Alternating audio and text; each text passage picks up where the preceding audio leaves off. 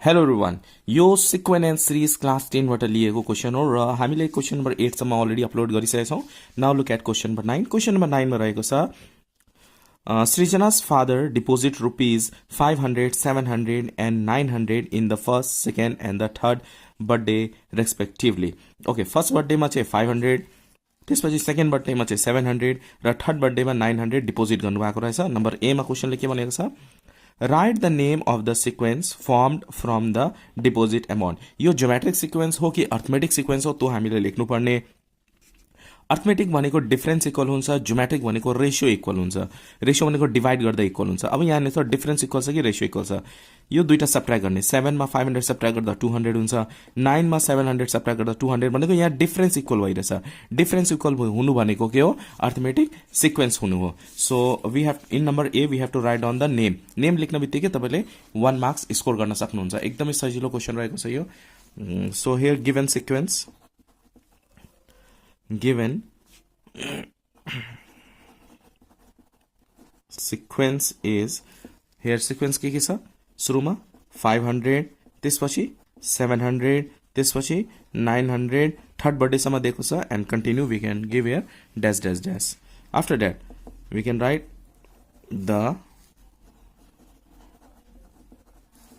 sequence formed from the deposited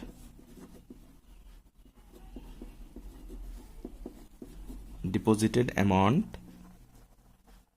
is arithmetic sequence. Arithmetic sequence. Okay, किन arithmetic भयो, किनभने यहाँ डिफरेन्स इक्वल छ। यो 7 मा 500 सब्ट्र्याक्ट गर्दा 200 हुन्छ, 9 मा 900 मा 700 सब्ट्र्याक्ट गर्दा 200 हुन्छ। डिफरेन्स इक्वल भइरहेछ। डिफरेन्स इक्वल हुनु भनेको के हो, अर्थमेटिक सिक्वेन्स हो। Number B, question number B मा हेर्नुस् त। क्वेसन नम्बर बी मा क्वेसनले के भनेको छ यहाँनिर, how much amount should be deposited in the 10th birthday. अब 10th बर्थडेमा कति डिपोजिट हुन्छ, by depositing at the same sequence. Same सिक्वेन्समा डिपोजिट गर्यो भने 10th बर्थडे भनेको छ। 10 भनेपछि हामीलाई के निकाल्नुपर्ने, T10 निकाल्नुपर्ने, S10 निकाल्ने होइन। यहाँ हेर्नुहोस् है, how much amount should be deposited in the 10th birthday. 10th बर्थडेमा चाहिँ कति अमाउन्ट डिपोजिट हुन्छ in the same sequence. So यहाँनिर हामीले T10 निकाल्नुपर्ने छ, टोटल अमाउन्ट निकाल्ने होइन। 10th बर्थडेमा कति डिपोजिट हुन्छ त्यो निकाल्नु पर्ने। So here what is the value of a. A भनेको फर्स्ट टर्म हो, फर्स्ट टर्म भनेको 500 छ। So we can write here first term a is equal to 500। Common difference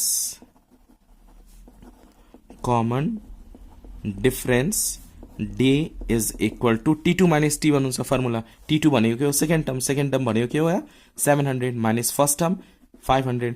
when you subtract we get here ₹200। यो चाहिँ difference हो।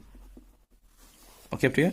अब number of terms 10th बर्थडेमा कति जम्मा हुन्छ त्यो निकाल्नु पर्ने।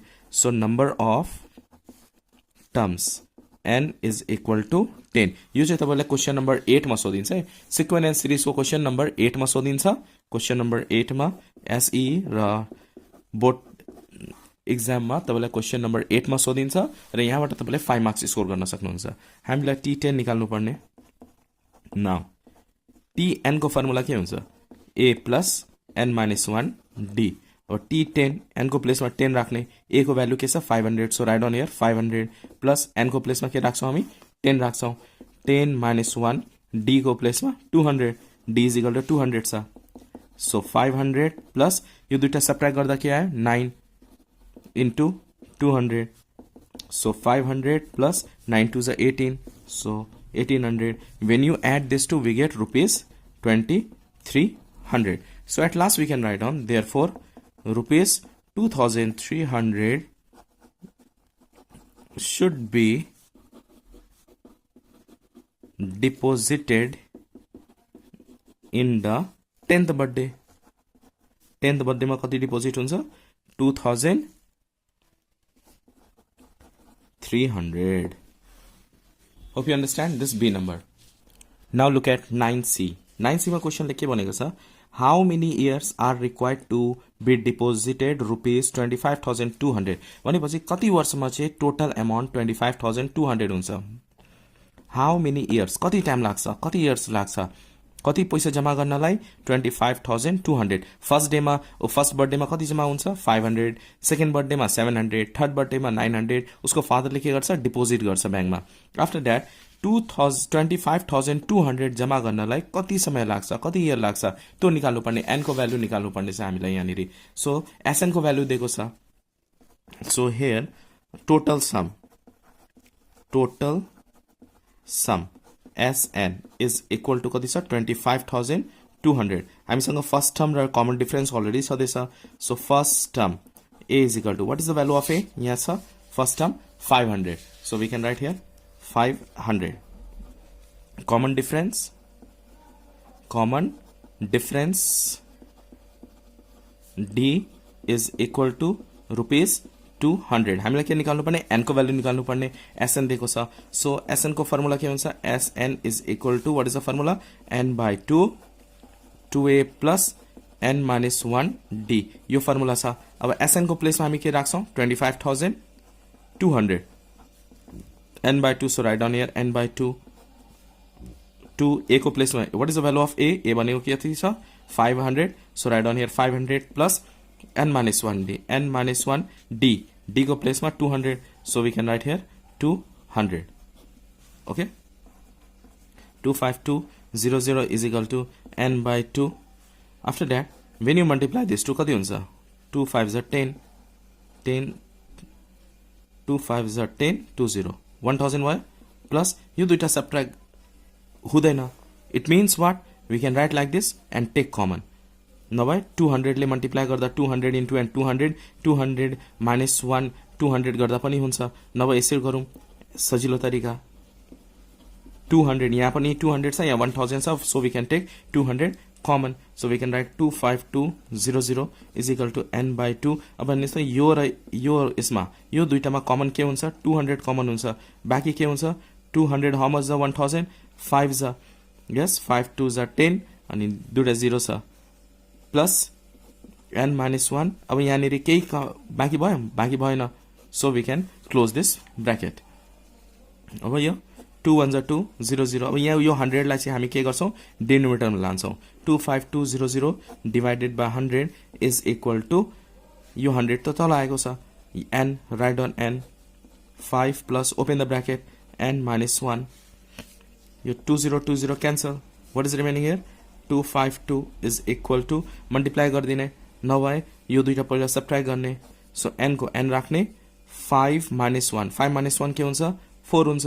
So we can write here plus 4। Okay up to here now multiply 252 is equal to n into n square plus 4 into n 4n। अब यो 252 ले चाहिँ के गर्ने राइट साइडमा लाने। So we can write n square plus 4n minus 252 is equal to 0। Okay up to here यहाँसम्म बुझ्नुभयो होला। After that we have to factorise, multiply गर्दा 252 र सबट्र्याक्ट गर्दा 4। हामीलाई यस्तो फ्याक्टर चाहिएको छ, यस्तो नम्बर चाहिएको छ। मल्टिप्लाई गर्दा 252 आओस् र सबट्र्याक्ट गर्दा 4n। So that number is n square plus 4 को प्लेसमा हामी के लेख्छौँ 18 - 14 लेख्छौँ। सो 18 - 14 यहाँ n छ n, यो दुईटा नम्बर मल्टिप्लाई गर्दा 14 इन्टु 18 इन्टु 14 252, 18 - 14 4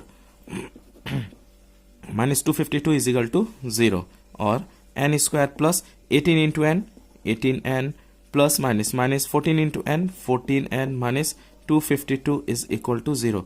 अब यो दुईटा टर्मबाट कमन लिने, यो दुईटा टर्मबाट कमन लिने, और n कमन आयो, रिमेनिङ n plus 18 माइनस यहाँ 14 कमन आयो, रिमेनिङ यहाँ n छ n माइनस छ भने हामी के लेख्छौँ प्लस लेख्छौँ।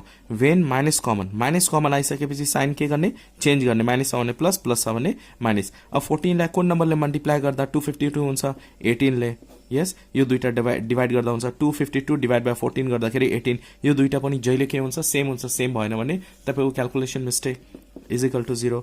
अब यहाँ n प्लस 18 कमन आयो, remaining n minus 14 is equal to 0। अब आइदर और लिने, either n plus 18 is equal to 0, n is equal to minus 18। अब यहाँ n को भ्यालु के आएको छ नेगेटिभ आएको छ, टाइम कहिले पनि नेगेटिभ हुँदैन। So we can write here impossible. or n minus 14 is equal to 0.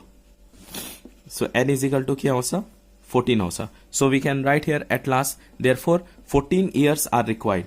14 years are required to deposit rupees 25,200.